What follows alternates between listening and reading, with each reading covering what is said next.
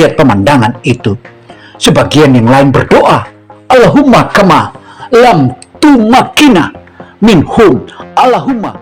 Kejadian aneh saat agresi militer Israel di Palestina. Kisah-kisah tersebut beredar luas di masyarakat, terutama di masyarakat Palestina, dan di sana tertanam di hati setiap warga Palestina. Dan agresinya sejak 8 Juli lalu, warga Palestina tewas yang juga didominasi perempuan dan anak-anak.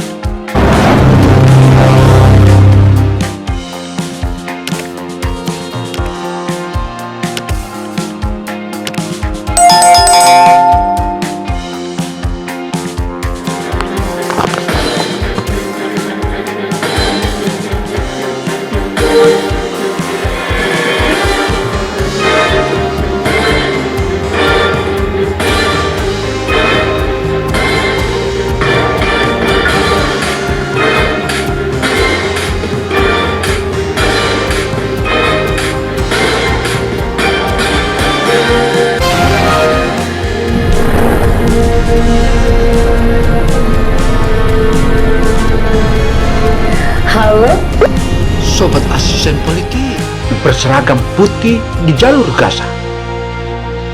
Tentara Zionis Israel memang takut berhadapan dengan mujahidin Hamas Iznuddin Al-Qassam, tetapi ketakutan mereka tidak sedasar ini ketika mereka berhadapan dengan pasukan putih-putih itu. Mereka tahu pasukan Iznuddin Al-Qassam bisa menyusup dari balik terowongan dan menyerang secara tiba-tiba, tetapi yang mereka hadapi kali ini tidak seperti biasanya. Artinya secepat kilat mereka hadir pasukan putih-putih itu, dan secepat kilat pula mereka menghilang.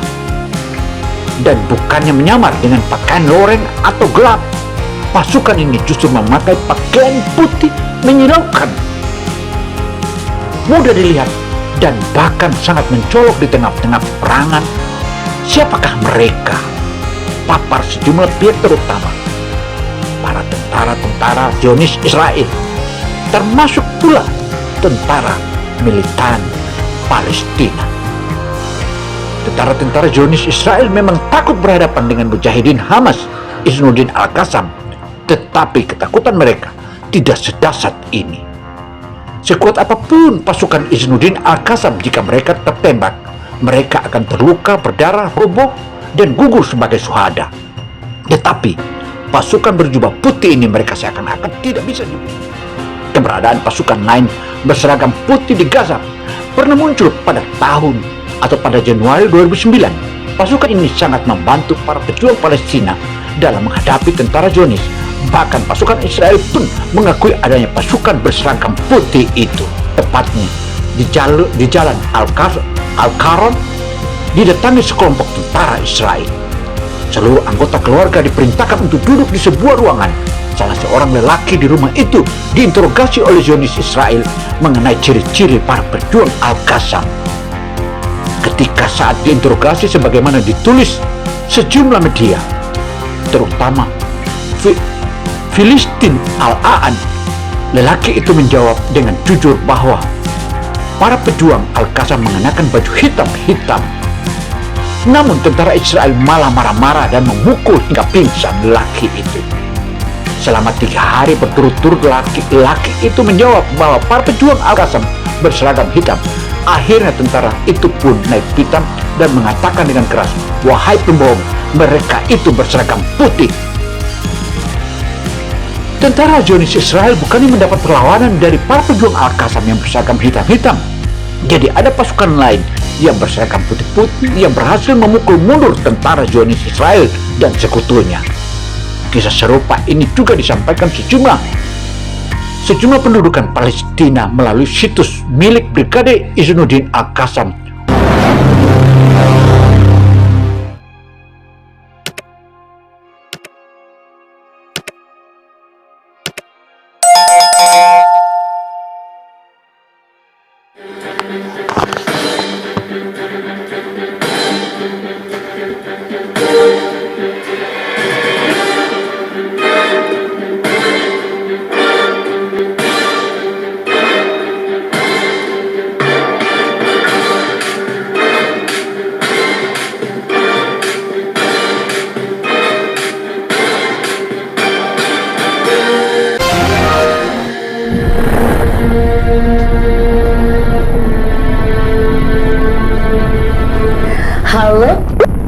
Sobat Asisten Politik.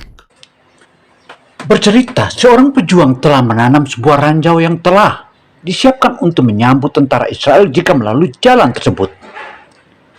Saat telah menanam sebuah ranjau, saya lalu melihat sebuah helikopter Zionis Israel menurunkan sejumlah besar pasukan disertai tank-tank yang berjalan beriringan menuju jalan tempat di mana saya telah menanam ranjau, kata pejuang atau sang pejuang tadi. Akhirnya sang pejuang itu memutuskan kembali ke markas karena mengira ranjau tidak akan bekerja optimal. Maklum, jumlah musuh sangatlah banyak. Tetapi sebelum beranjak meninggalkan lokasi perjuangan itu, mendengar suara Utsbut, sahabat kalah, yang maknanya kurang lebih tetaplah di tempat, maka Allah akan menguatkanmu. Tetaplah di tempat, maka Allah akan menguatkanmu. Ucapan itu didengarnya berulang-ulang sebanyak 3 kali. Saya mencari sekeliling di lingkungan itu untuk mengetahui siapa yang mengatakan hal itu kepada saya. Tetapi saya terkejut karena tidak ada seorang pun yang bersama saya. Ucap mujahidin itu sebagaimana diturunkan oleh sang hatib.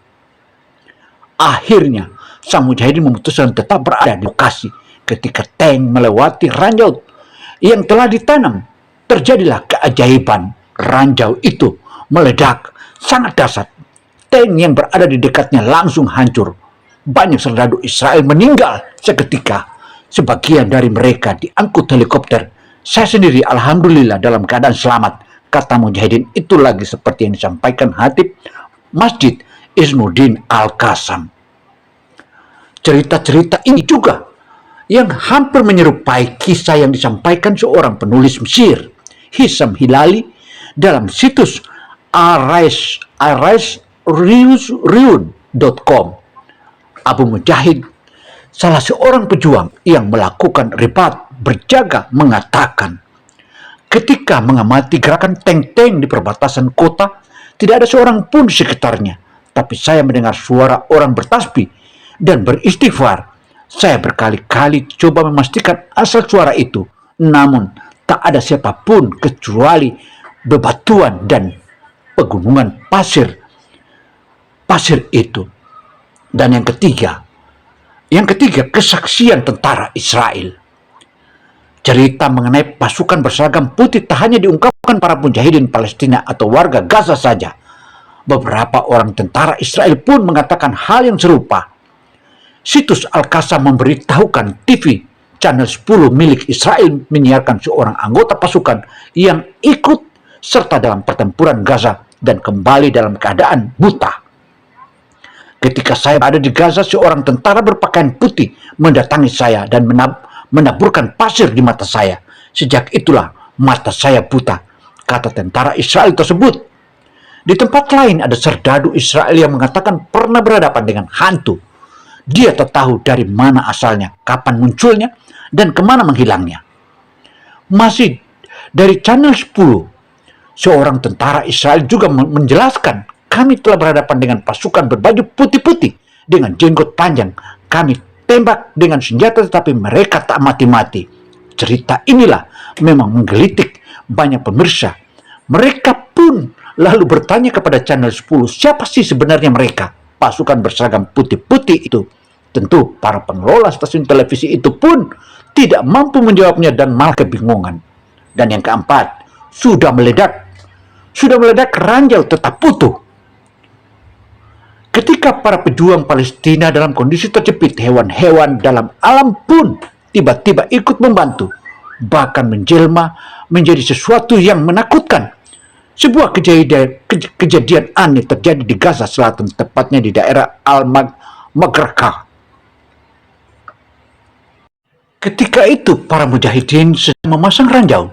Saat mengulur kabel, tiba-tiba saja pesawat mata-mata milik Israel memergokinya. Bom pun langsung jatuh ke lokasi itu. Untungnya semua mujahidin di lokasi itu selamat. Namun kabel penghubung ranjau dan pemicu hendak disambung menjadi terputus. Tak ada kesempatan lagi untuk menyambung karena pesawat masih berputar-putar di atas mereka. Tak lama kemudian, beberapa tank Israel mendekati lokasi di mana ranjau tersebut ditanam. Tak sekedar lewat tank-tank itu, malah berhenti tepat di atas peledak yang sudah tak berfungsi itu. Apa daya, para mujahidin Palestina tak bisa berbuat apa-apa. Kabel ranjau jelas tidak mungkin untuk disambung sementara tank-tank Israel sudah berkumpul persis di atas ranjau itu. Mereka merasa sangat sedih, bahkan ada yang menangis ketika melihat pemandangan itu. Sebagian yang lain berdoa, Allahumma kama lam tumakina minhum, Allahumma la tumakin lahum.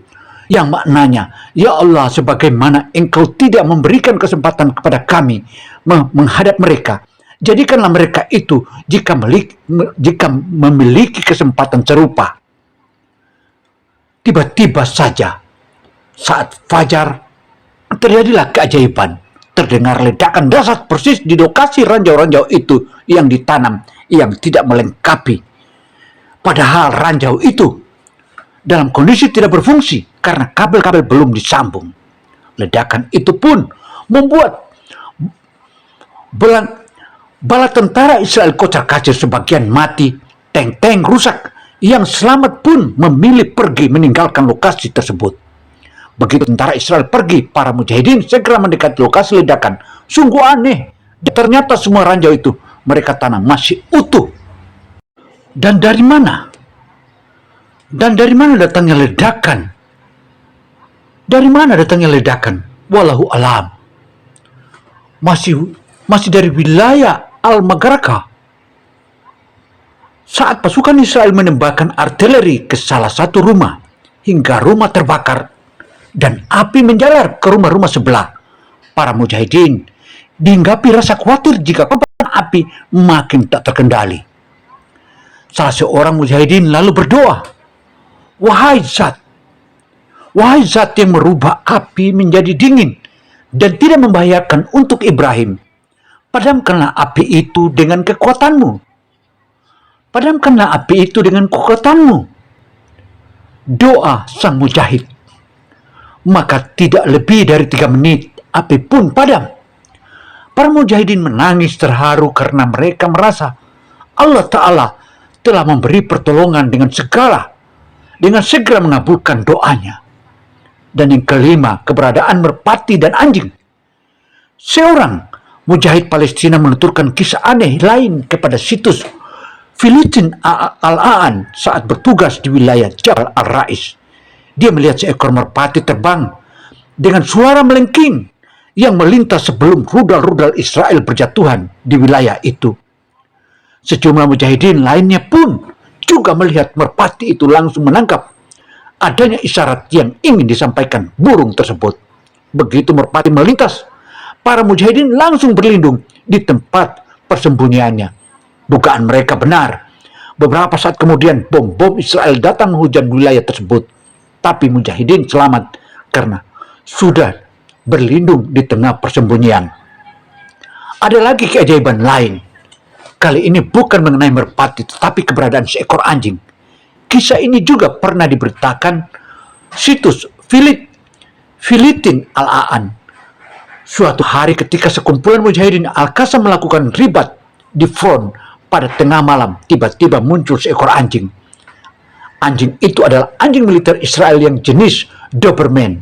Anjing itu kelihatannya memang dilatih khusus untuk membantu pasukan Israel guna menemukan tempat penyimpanan senjata dan bunker-bunker yang menjadi tempat persembunyian para mujahidin.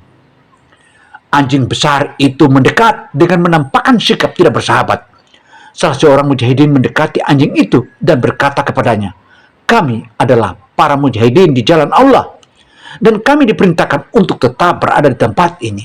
Karena itu, menjauhlah dari kami, dan jangan kamu menimbulkan masalah untuk kami. Papar mujahidin berbicara dengan anjing tersebut. Seketika si anjing itu duduk dengan 2 kaki ke depan dijulurkan ke arah para mujahidin. Anjing itu diam saja. Akhirnya seorang mujahidin mendekatinya dan memberinya beberapa korma. Dengan tenang anjing itu memakan korma itu lalu beranjak pergi. Subhanallah, subhanallah. Dan peristiwa yang keenam,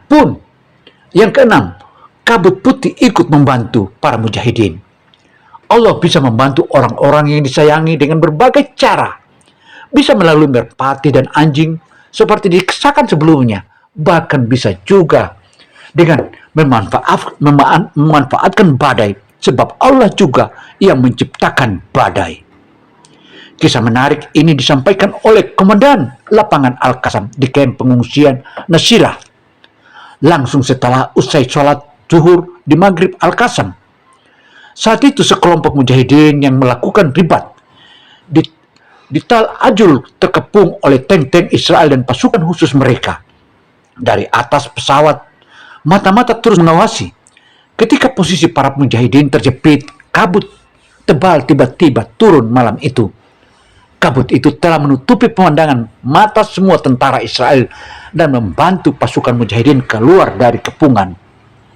Kasus hampir yang sama juga pernah diceritakan oleh Abu Ubaidah, salah satu pemimpin lapangan Al-Qassam, seperti diberitakan situs almasriun.com, dan bercerita bagaimana kabut tebal tiba-tiba bisa turun dan membantu para mujahidin untuk melakukan serangan. Awalnya pasukan mujahidin sedang menunggu waktu yang tepat untuk mendekati tank-tank milik tentara Israel. Jika berhasil, maka tank-tank itu akan diledakkan. Tak lupa Gaza juga tak terdeteksi pasukan infanteri Israel yang berada di sekitar kendaraan militer itu.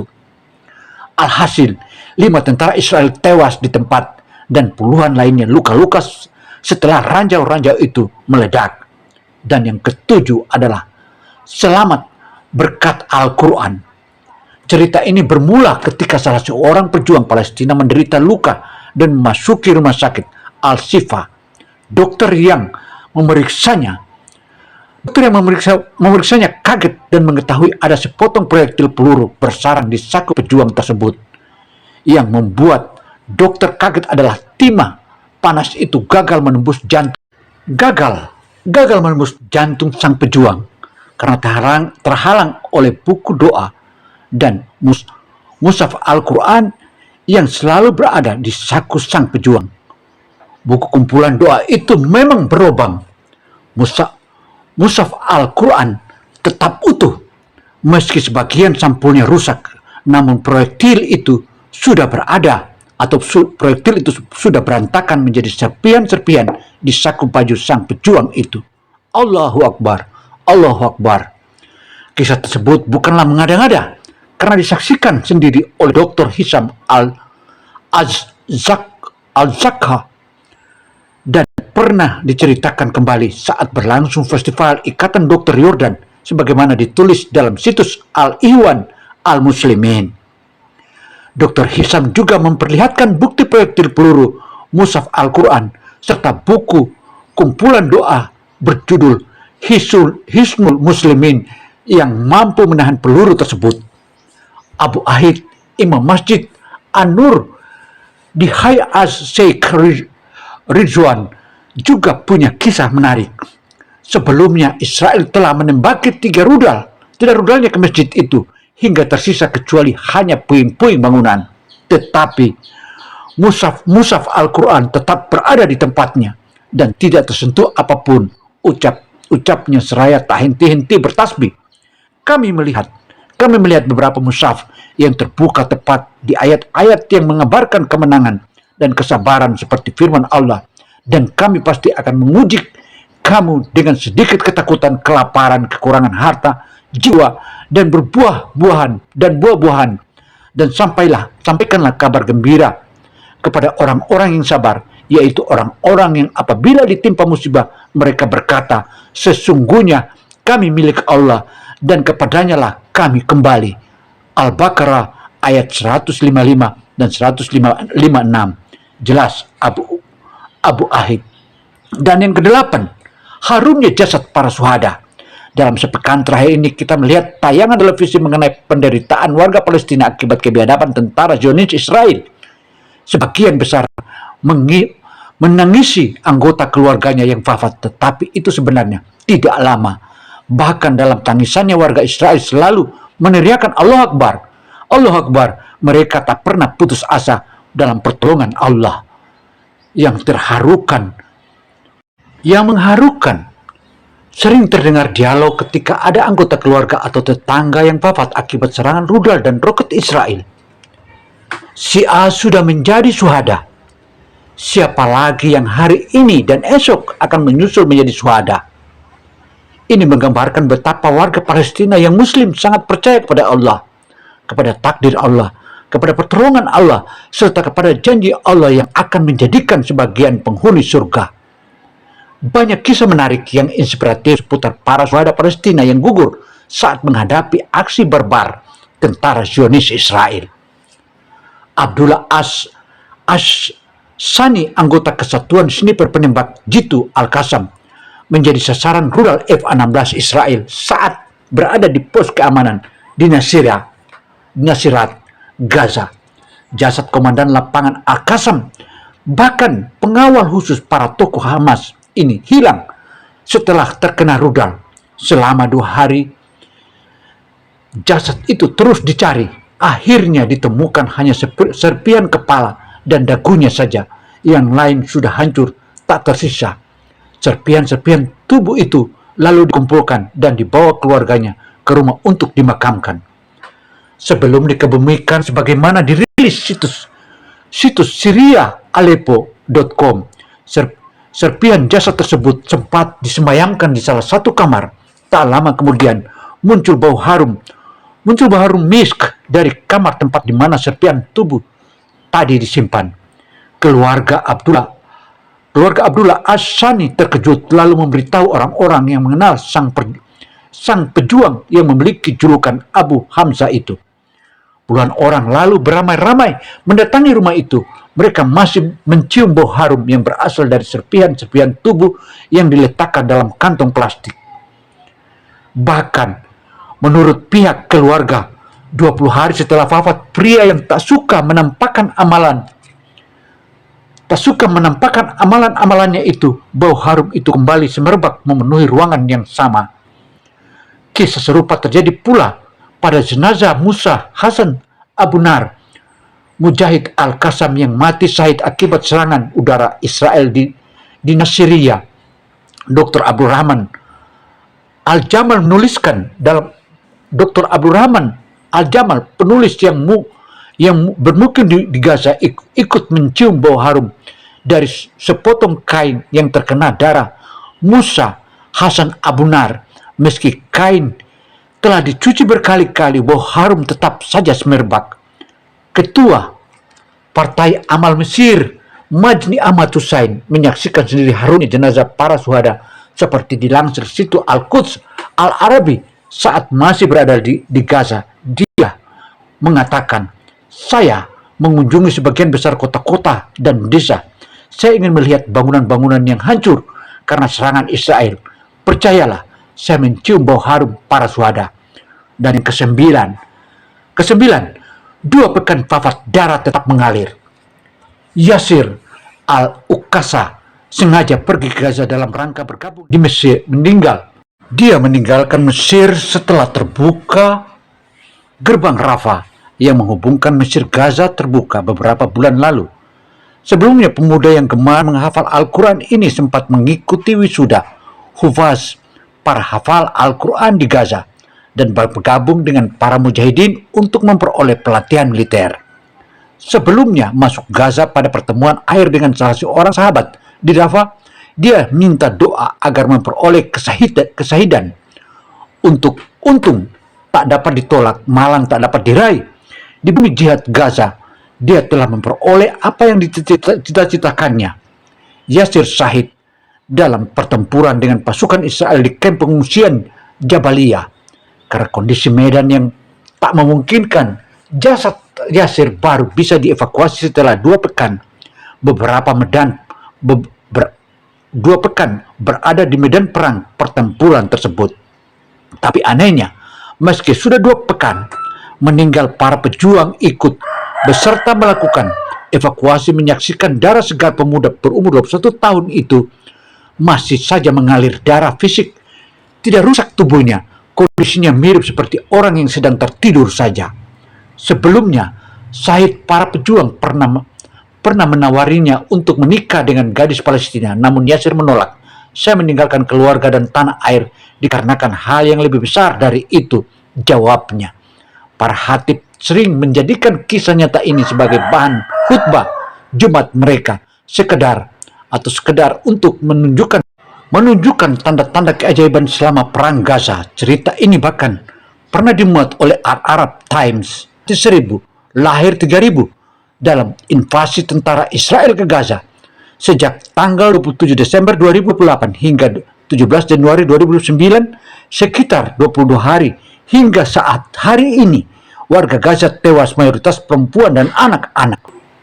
Gaza tersebut antara Palestina dan Israel ini segera hentikan, karena semuanya menang jadi abu, kalah jadi arang. Demikian catatan ini. Saya Gino Samsudin. Wassalamualaikum warahmatullahi wabarakatuh. Semoga damai. Laporan dan kisah-kisah ajaib ini bisa memberikan manfaat.